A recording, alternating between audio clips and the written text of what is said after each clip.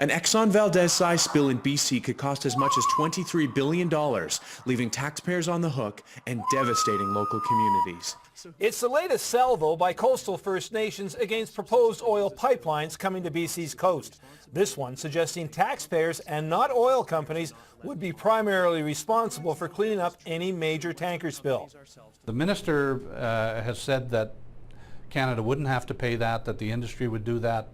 But the head of industry and their lawyer has now told us that industry would not be liable for that. So British Columbians have to make a choice. They have to decide whether they believe what the minister is saying or believe what our investigation has uncovered in this. This ad follows a similar one just a few days ago, which again raised the specter of an Exxon Valdez-like disaster befouling BC's coastline if the Northern Gateway pipeline goes ahead.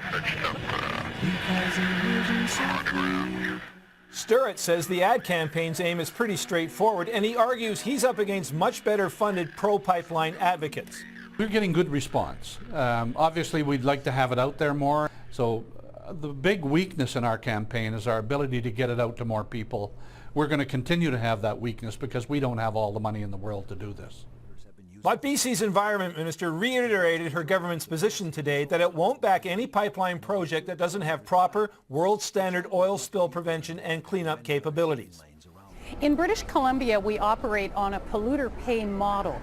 Nevertheless, on the marine environment, it's the federal government that has the primary jurisdiction and responsibility. So, of course, we're looking for federal involvement as well as industry involvement to ensure that there are sufficient resources for any of them to respond, because the taxpayer shouldn't be on the hook for this.